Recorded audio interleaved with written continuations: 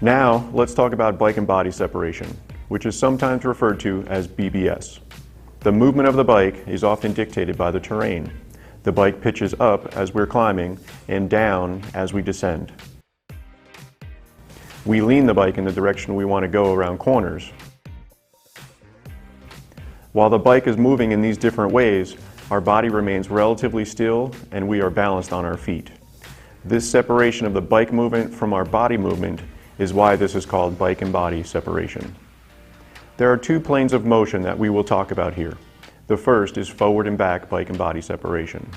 Forward and back is used when climbing and descending. When climbing a hill or going up onto a large obstacle, the angle of the bike is dictated by the terrain. To remain balanced, we bend our arms and allow the handlebars to get closer to our chest. We also move our hips forward. This relative forward position of the rider allows them to remain balanced on their feet, although the terrain is changing the angle of the bike. When descending a hill or large obstacle, we do the opposite. The bike is pointed down, while the rider extends their arms and moves their hips back as required to remain balanced on their feet. To help us visualize this, when viewing a rider from the side, regardless of the bike's angle, the rider should be balanced on their feet.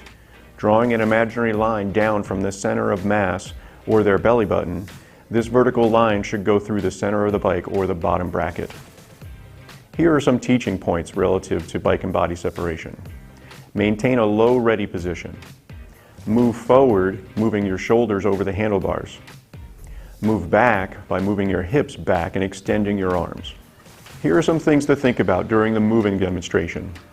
Using the standard cone layout or runway, ride through the cones while alternating between a forward and back position to show range of motion. When forward and back bike and body separation is performed correctly on flat ground, the angle of the rider's spine does not change. Hips and shoulders each move in the same direction on a horizontal plane. Here are some progressions to consider when it's time for student athletes to practice. First, ask riders to ride through the cones on flat ground and move forward and back on the bike. Ask them to show good range of motion. Next, have riders change the frequency of the movement, transitioning from forward to back more quickly while remaining balanced and continuing to ride in a straight line. Third, move to a clear area with a gradual descent. Ask riders to remain balanced on their feet in a ready position while riding down the slope. If available, vary or increase the steepness of the terrain.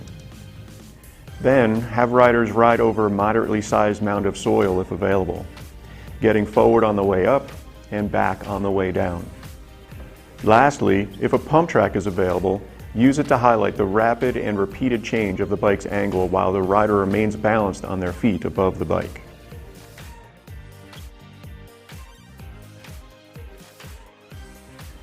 Let's review our observation, error detection, and correction while student athletes are practicing. When practicing on flat ground during the first progression, the rider is tall and is only moving their hips forward and back.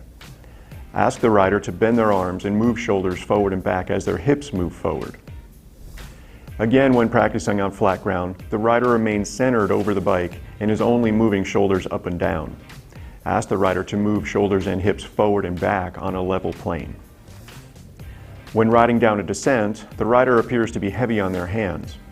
Ask the rider to move their hips back and feel balanced on their feet with light hands. Hips may need to move back behind the saddle. Rider is too far back and unweighting the front wheel. This makes the front brake less effective. Here are some bonus tips related to forward and back bike body separation. First, using a flat ground grassy slope, the first progression allows coaches to better assess riders before going out into the trail. The next bonus tip applies to when you have an available pump track. The pump track provides a great opportunity for riders to progress their understanding of forward and back bike and body separation. The successive pumps create repetition and opportunities to improve timing and coordination. For our third bonus tip, riders who do not move forward enough while climbing will often unweight the front wheel because their weight is too far back. They often lose control of the bike's direction and are forced to reduce force on the pedals to keep the front wheel of the bike from rising up. Both will often cause them to stop on a climb. For our last bonus tip, consider using the forward and back bike and body separation static hold whenever possible.